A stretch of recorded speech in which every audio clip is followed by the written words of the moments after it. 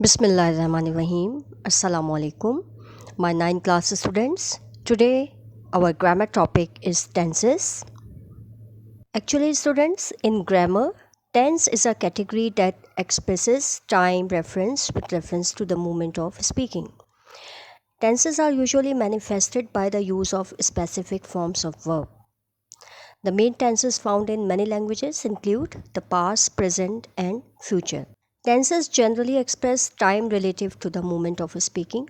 In some contexts, however, it is established in the discourse the moment being spoken about. Expressions of tense are often closely connected with expressions of the category of aspect. Sometimes, what are traditionally called tenses. What are aspects? Here we have three aspects of verb, which are the present tense, the past tense, and the future tense. The present tense is used to express anything that is happening now or occurring in the present moment. Present also communicates actions that are ongoing, constant, or habitual. Then we have past tense.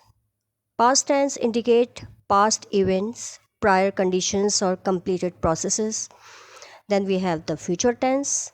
Future tense indicates actions or events that will happen in the future. Following chart shows 12 forms of the verb. You see, tenses refer to different forms of a verb or verb phrase.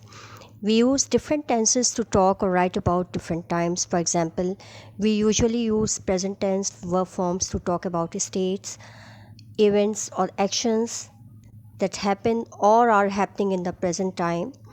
We usually use past tense verb forms to talk about past time, to describe events, states, or actions that have finished. We can also use past tense forms to refer to present time. We have altogether 12 tenses, which are simple present tense, present continuous tense or present progressive tense, present perfect tense, present perfect continuous tense. Then we have simple past tense, past continuous tense, past perfect tense, past perfect continuous tense. Then we have simple future tense, future continuous tense, future perfect tense, and future perfect continuous tense. Now we come to present definite tense. This tense is used to describe habitual or usual acts or general and permanent statements. Then we have present continuous tense. This tense describes the action that is taking place now or at present. Students, present continuous tense is also used for future tense. For example, tomorrow I am leaving for Dubai. So, tomorrow indicates future time. Then we have present perfect tense. It is only concerned with its present completed state and its relation with now. Then we have present perfect continuous tense. Students, when we wish to describe an action that is not completed by the present moment but is still going on, we use here the present perfect continuous tense. Then come to simple past tense.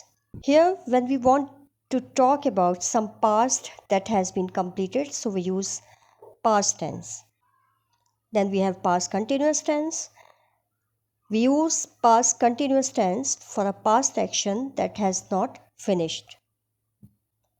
Then we have past perfect tense. Past perfect tense describes an action completed before the last moment we are talking about.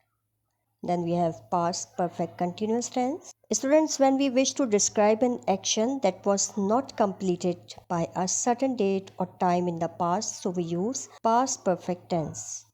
Students, when we wish to describe an action that was not completed by a certain date or time in the past, so we use past perfect continuous tense.